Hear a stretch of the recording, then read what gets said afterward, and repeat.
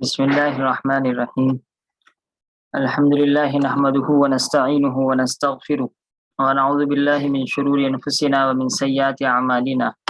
من يهده الله فلا مضل له ومن يضلل فلا هادي له، وأشهد أن لا إله إلا الله وحده لا شريك له، وأشهد أن سيدنا ومولانا محمدا عبده ورسوله،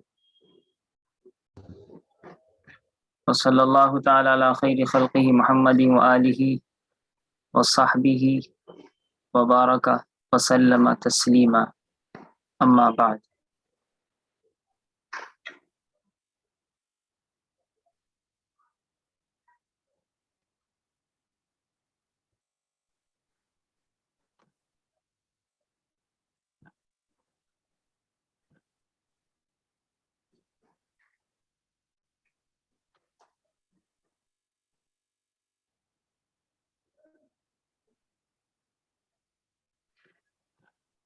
انمرأتن، یہ انا اس وجہ سے پڑھا کہ پیچھے سے چلی آ رہی ہے روایت، تو بیچ میں اگر آتا ہے تو انا پڑھا جاتا ہے، شروع میں اگر آتا ہے تو انا پڑھا جاتا ہے، لیکن ہمارے یہاں جو شروع میں ہے اس وجہ سے آپ یہاں پر انا پڑھیں گے. انمرأتن.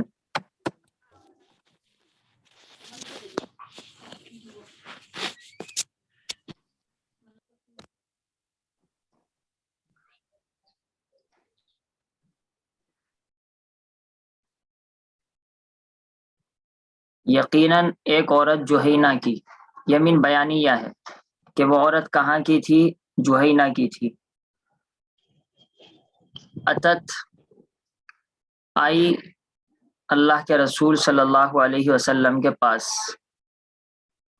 اتا مذکر ہے اور اتت مؤنث ہے. مؤنث اسی وجہ سے استعمال ہوا کیونکہ امراتن اس کا فاعل جو ہے وہ مؤنث ہے. وہی حبلا من الزنا. حبلا یہ مؤنث ہے فعلا کے وزن پر، حاملہ ہونا، اور حال یہ کہ وہ حاملہ تھی زنا سے. یہ من سببیہ ہے، یعنی زنا کی وجہ سے، نہ کہ نکاح کی وجہ سے، تو من سببیہ ہے.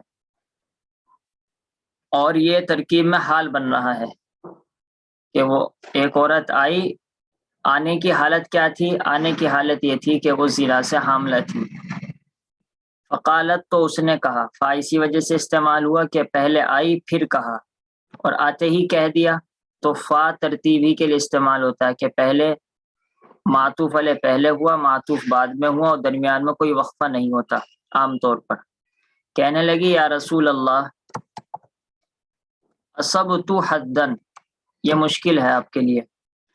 اصاب یصیبو پہلے بھی آیا تھا، اس کے معنی ہوتے ہیں کسی چیز تک پہنچنا، کسی کام کا ارتکاب کرنا. اصبت الحسنہ، میں نے نیکی کر لی، تو میں نیکی کو پہنچ گیا، یعنی میں نیکی میں نے کر لی. تو اصبت حدن، میں نے حد کا کام کیا ہے. تو حد کا کام کا کیا مطلب؟ آپ جانتے ہیں حد اس سزا کو کہتے ہیں جس پر اللہ نے سزا متعین کر رکھی ہے، یہ حد ہے. تو اس نے یہ کہا میں حد کو پہنچ گئی، میں نے حد کا کام کیا، یعنی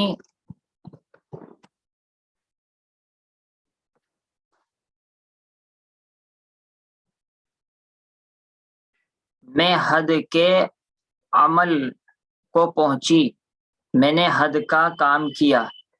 تو یہاں پر آپ اسم نکال سکتے ہیں، مضاف، اسم حدن، یعنی گناہ، حد کا گناہ، حد کا گناہ میں نے کیا، یعنی ایسا گناہ کیا جو کہ حد ثابت کرتا ہے. تو اگر آپ مضاف نہیں نکالیں گے تب تک کیا آپ بات سمجھ میں نہیں آئیں گے. اصبت حدن، میں نے حد کا کام کیا. لئی اسم حدن، میں نے حد والے گناہ کا، حد والا گناہ کیا. تو اصبت کا ترجمہ کیا سے کر لیں کیونکہ اردو میں یہی سیٹ بیٹھتا ہے. اصابہ باب افعال سے اصابہ یصیب اصابتن، پہنچنا اور کسی کام کا کرنا. فَأَقِمْهُ عَلَيَّ، اب آپ اس کو کچھ بھی پڑھ سکتے ہیں اقام یقیم، لیکن جس کے ذہن میں ہوگا اقام یقیم کہتے ہیں حد کو قائم کرنا، تو یہ درخواست کر رہی ہے اللہ کے رسول سے کہ آپ اس حد کو میرے اوپر قائم فرما دیجئے، جاری فرما دیجئے. تو حکم کر رہی ہے، کیونکہ درخواست کرنا بھی عربی کے اعتبار سے امر کا صیغہ ہی وہاں پر استعمال ہوگا. تو امر کا صیغہ بنے گا اقام یقیم اقامتن وَأُقِيمَ يُقَامُ إِقَامَةً فَالْأَمْرُ مِنْهُ أَقِم، قائم فرما دیجئے ہو اس حد کو، علیہ میرے اوپر. علی صلے کا ہے، ہمیشہ علی ہی استعمال ہوتا ہے اقامہ کے ساتھ. جیسے قرآن میں اقیم الصلاۃ، تو وہی ہے سب اقیم الصلاۃ. فدعا، تو اللہ بلایا، کس نے بلایا؟ اللہ کے نبی صلی اللہ تعالی علیہ وسلم نے بلایا. کس کو بلایا؟ ولی، یہاں اس عورت کے ولی کو. ولی کہتے ہیں جو ان کی نگرانی کرنے والا ہے. بظاہر ان کی شادی فی الحال ان کے شوہر نہیں ہوں گے، بظاہر تو ایسے ہی لگتا ہے، تو ان کے ولی کو بلایا، چاہے وہ باپ ہو یا بھائی ہو، اور ہو سکتا ہے شوہر ہو. تو ولی یہاں جو ان کی کفالت کرنے والے ہیں، ذمہ داری کرنے والے ہیں، وہ کوئی بھی ہو. فقال، اور پھر فرمایا اللہ کے رسول نے، احسن الیہا، آپ اس کو کچھ بھی پڑھ سکتے ہیں، احسن، احسن، احسنا، لیکن انداز دیکھیے اللہ کے رسول کیا کہیں گے. اللہ کے رسول یہی تو کہیں گے بھائی ان کے ساتھ اچھائی کا معاملہ کرنا. تو اللہ کے رسول صلی اللہ علیہ وسلم آرڈر کر رہے ہیں، امر کر رہے ہیں، تو آپ امر کا صیغہ پڑھیں احسن یحسن احسان، اس میں فاعل محسن، احسن یحسن احسان، اس میں مفعول محسن، الامر منہ احسن، اچھائی کا معاملہ کیجئے، الیہا اس عورت کے ساتھ. اب یہاں پر الہ استعمال ہوا، آپ یہ نہیں کہیں گے اس کی طرف، یہ تو اس کا صلہ ہے. ہماری اردو کے اعتبار سے اس کے ساتھ اچھائی کا معاملہ کیجئے. چنانچہ وَإِذَا وَضَعَتْ، جب اس نے، وضع یضع کے معنی، جی، اذا وضعت، جب اس نے بچہ جن دیا، وضع یضع قرآن میں بھی آتا ہے ماں کے بارے میں. فوضعتہ کرہا، کہ ماں نے اولاد کو مصیبت کے ساتھ جنا، پیدا کیا. وضع، جب اس نے بچہ جن دیا. اذا وضعت، اللہ کے رسول نے اس ولی سے کہا جب یہ بچہ جن دے، تو ہے تو یہ ماضی لیکن اذا کی وجہ سے مضارع کے معنی میں ہو گیا. فأتنی، تو آپ آنا، نی میرے پاس، فأتنی لانا نہیں ہے یہ، فأتی تو آپ آنا میرے پاس. اور اگر ہوتا فأتنی بہا، آگے بہا ہوتا تو پھر مطلب ہوتا اس کو میرے پاس لانا. ٹھیک ہے، عطایاتی کے معنی آنا، اگر با آتا ہے مضارع پر تب ہوتا ہے لانا. ففعل، انہوں نے ایسا کیا. ففعل یعنی ان کے ولی نے ایسا ہی کیا، اچھائی کا معاملہ کیا، اور جب اولاد پیدا ہو گئی تو اللہ کے رسول صلی اللہ علیہ وسلم کے پاس خود بھی آئے اور ان کو لے کر بھی آئے، ظاہری سی بات ہے. فامر، تو اللہ کے رسول نے حکم دیا، بہا اس عورت کے بارے میں. تو جس کا حکم دیا جاتا ہے، جس کے بارے میں حکم دیا جاتا ہے، اس کے اوپر با آتا ہے. اللہ کے نبی صلی اللہ علیہ وسلم نے حکم دیا اس بارے میں. کیا حکم دیا؟ حکم یہ دیا جو آگے آ رہا ہے. یہ عربی میں بہت استعمال ہوتا ہے کہ امرا آ جاتا ہے کہ حکم دیا، ایسا کہا، لیکن کیا کہا وہ نہیں آتا، لیکن آگے اس کی تفصیل بیان کر دیتے ہیں، اس سے اندازہ ہوتا ہے کہ کس چیز کا حکم دیا گیا. فامر بہا، اللہ کے رسول نے حکم دیا. حکم کس کا تھا؟ کہ فشدت علیہا ثیابھا، شدت کسی چیز کو سختی سے باندھنا، تو باندھ دیے گئے. اب یہاں پر ہم اس کو مجہول پڑھیں گے کیونکہ شدت اس عورت نے تو خود باندھے نہیں ہوں گے بظاہر، کسی اور عورت نے باندھے ہوں گے، تو فاعل یہ عورت نہیں ہے بلکہ کوئی اور ہے، وہ ہمیں پتہ نہیں، اس وجہ سے مجہول پڑھا جائے فشدت، تو باندھ دیے گئے، کیا باندھے گئے؟ ثیابھا، اس عورت کے کپڑے، تو یہ بنا نائب فاعل۔ اور کہاں باندھے گئے؟ علیہا، اسی عورت کے جسم پر، تو سختی کے ساتھ باندھ دیے گئے ثیابھا، اس عورت کے کپڑے، علیہا، اس کے اوپر۔ ثم امر بہا، پھر آپ صلی اللہ علیہ وسلم نے حکم دیا، بہا، اس عورت کے بارے میں۔ کیا حکم دیا؟ وہ آگے آ رہا ہے، یعنی حکم دیا کہ اس کو پتھر مار کر ہلاک کر دیا جائے۔ فرجمت، اگر ہم معروف پڑھیں گے تو مطلب ہوگا رجم یرجم رجمن، کہ اس عورت نے دوسروں کو پتھر مارے، ظاہر سی بات ہے یہ مطلب تو نہیں ہے، بلکہ اسی عورت کے پتھر مارے گئے، تو یہ مجہول بنی، کیا کہتے ہیں، یہ مفعول بھی بنی، تو جہاں فاعل معلوم نہیں تو اس وجہ سے ہم اس کو بھی مجہول پڑھیں گے۔ رجمت، تو اس عورت کو رجم کیا گیا، کس نے کیا؟ یعنی عبارت میں نہیں ہے، وہ تو سب جانتے ہیں کہ صحابہ نے کیا۔ ثم صلی علیہا، پھر اللہ کے رسول صلی اللہ علیہ وسلم نے ان کے اوپر نماز پڑھی۔ جب بھی اللہ آتا ہے صلی کے بعد تو مطلب ہوتا ہے جنازے کی نماز پڑھنی۔ فقال له عمر، تو حضرت عمر نے آپ صلی اللہ تعالی علیہ وسلم سے کہا، لیکن یہاں پر حضرت عمر سوال کر رہے ہیں، تو قال کا ترجمہ آپ کر سکتے ہیں پوچھا۔ کیا پوچھا؟ تسلی علیہا، آپ نماز پڑھتے ہیں، علیہا، اس عورت پر، تسلی مضارع ہے، آپ نے ترجمہ کیا تھا آپ نے نماز پڑھی، پڑھی نہیں، ماضی نہیں ہے، مضارع ہے، اور سوال ہے، اور آپ جانتے ہیں سوال میں کبھی تو حرف استفہام عبارت میں موجود ہوتا ہے اور کبھی نہیں ہوتا، انداز ہی سے ہو جاتا ہے، پتہ لگ جاتا ہے کہ یہاں پر کیا کہتے ہیں، اتسلی، اتسلی، کیا آپ نماز پڑھتے ہیں، علیہا، اس عورت پر، یا رسول اللہ، اللہ کے رسول، یعنی سوال ہے، وقت زنت، حالانکہ یہ زنا کر چکی ہے، تو یہ بھی حال ہے، اور قاعدہ ہے جب ماضی حال بنتی ہے، میں نے پہلے بھی بتایا تھا، حال واحد بھی بن جاتا ہے، یعنی صرف اسم فاعل، صرف اسم مفعول، اور جملہ بھی بنتا ہے، پھر جملے کے اندر جملہ فعلیہ بھی بن سکتا ہے، جملہ اسمیہ بھی بن سکتا ہے، پھر جملہ فعلیہ میں مضارع بھی بن سکتا ہے، ماضی بھی بن سکتا ہے، لیکن جب ماضی بنتا ہے تو نحوی یہ کہتے ہیں کہ وہاں پر قد لانا ضروری ہوتا ہے، تو اسی وجہ سے یہاں پر قد لایا گیا، آپ ان کے اوپر نماز پڑھتے ہیں اللہ کے رسول، حالانکہ تو زنا کر چکی ہے۔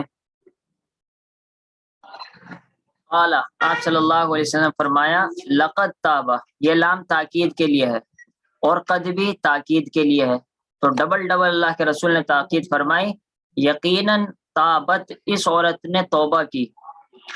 اب اس توبہ کے بارے میں بتلانا تھا کہ یہ ایسی توبہ ہے جو کہ اگر مدینے والوں کے 70 گناہ گاروں پر بھی تقسیم کی جائے گی، سب کے 70 کی مغفرت ہو جائے گی، اتنی بڑی توبہ انہوں نے کی ہے، تو یہاں پر اس توبہ کے بارے میں بتلانا ہے، تو اس وجہ سے توبہ کو مفعول مطلق لائے تاکہ اس کی صفت لا سکے، تو یہاں پر یہ موصوف بنا، اور موصوف بننے کے بعد لو قسمت بین 70 من اہل المدینۃ لوسعتهم، یہ صفت بنے گا پورا جملہ، اور موصوف صفت سے مل کر پھر توبہ کے موصوف توبہ، لو قسمت بین 70 من اہل المدینۃ لوسعتهم، یہ صفت، اور موصوف صفت سے مل کر تابت کا مفعول مطلق بنے گا، کیونکہ مفعول مطلق ایسا مسئلہ جو اپنے جیسے اپنے سے پہلے فعل کے معنی میں ہو، تو مفعول مطلق کا ایک استعمال وہاں بھی کیا جاتا ہے جہاں پر آپ اس کی صفت لانا چاہتے ہیں، ظاہر سی بات ہے صفت بغیر موصوف کے آئے گی نہیں، اس وجہ سے مفعول مطلق کو موصوف کی جگہ استعمال کرتے ہیں۔ لو قسمت، اگر اس توبہ کو تقسیم کیا جاتا، یہاں پر دیکھیے ایک تو ہمیں کیا پڑھنا ہے، مجہول پڑھنا ہے، کیونکہ اس توبہ کو تقسیم کرنے والا تو اللہ تعالیٰ ہے، اور اللہ کا عبارت میں تذکرہ نہیں ہے، تو اس وجہ سے یہ مجہول کیوں آیا، کیونکہ توبہ مجہول ہے، اگر اس توبہ کو تقسیم کیا جاتا، دوسرے یہ کہ میں ترجمہ کر رہا ہوں کیا جاتا یعنی ماضی میں، کیوں؟ اس لیے کہ لو ماضی کے لیے آتا ہے، لو ایسا نہیں ہے کہ ماضی کو مضارع بنا دے، تو اگر اس توبہ کو تقسیم کیا جاتا کہاں؟ بین 70 70 لوگوں کے درمیان. 70 یہ تمیز ہے، نہیں 70 ممیز ہے. کیا 70؟ 70 روپے، 70 گھر، 70 کیا؟ تو یہ تمیز یہاں پر محذوف ہے. 70 رجلن، 70 آدمیوں کے درمیان تقسیم کیا جاتا. اور وہ 70 آدمی کہاں کے ہیں؟ من اہل المدینہ، مدینہ منورہ کے. تو یہ من بیانیہ ہوا. اگر اس توبہ کو تقسیم کیا جاتا مدینہ کے 70 آدمیوں کے درمیان، کیا ہوتا پھر؟ لوسعتہم. یہ لام آتا ہے لو کے جواب میں. یہ یاد رکھیے کہ لو کے جواب میں لام آتا ہے. لو بھی شرطیہ ہے، لیکن لو ان کے جواب میں تو عام طور پر فا آتا ہے، ان شرطیہ کے جواب میں، اذا شرطیہ کے جواب میں. اور لو کے جواب میں لام تاکید کا آتا ہے. لوسعت، وسیع باب ثانیہ سے، تو یہ توبہ وسیع ہو جاتی ہم ان 70 کے 70 کو. وسیع ہو جاتی یعنی کافی ہو جاتی اور ان کو گھیر لیتی. وَهَلْ وَجَدْتَ أَفْضَلَ مِنْ أَنْ جَادَتْ بِنَفْسِهَا لِلَّهِ عَزَّ وَجَلَّ. اے عمر، کیا تم نے پایا اس سے افضل؟ کس سے افضل؟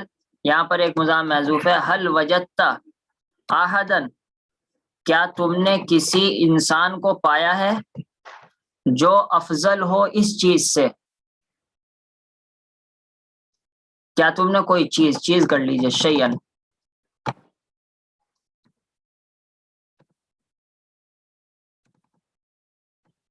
کیا تم نے کوئی چیز پائی ہے جو کہ افضل ہو من ان، اس بات سے کہ اس عورت نے اپنی جان نچھاور کر دی اللہ کے لیے. زیادہ یجودو کے اصل معنی ہوتے ہیں سخاوت کرنا، کسی چیز کو خرچ کرنا. تو یہاں پر اپنے نفس ہی کو اس نے خرچ کر دیا، تو اسی کو اردو میں کہتے ہیں جان نچھاور کر دی. اس سے کہ اس نے نچھاور کر دی، تو زیادہ یجودو کا معنی اصل سخی بننا اور کچھ خرچ کرنا. اس نے سخاوت کی اپنے نفس کے ساتھ اللہ تبارک و تعالیٰ کے لیے. تو کیا کسی نے ایسی توبہ کی ہے آج تک کہ اس نے اپنی جان ہی کو پیش کر دیا ہو؟ اس سے کیا نصیحت ملتی ہے؟ آپ اس کو اچھی طریقے سے پڑھ لیجئے، لیکن کیونکہ ہم عبارت حل کرتے ہیں اس وجہ سے بول نہیں پاتے. اللہ تعالی ہمیں بھی گناہوں سے توبہ کی توفیق عطا فرمائے. سبحان اللہ بحمدہ، سبحانک اللہم وبحمدک، نشہد ان لا الہ الا انت، نستغفرک ونتوب الیک. سبحان ربک رب العزۃ عما یصفون وسلام علی المرسلین والحمد للہ رب العالمین. صلی اللہ تعالی علیہ وآلہ وسلم. السلام علیکم.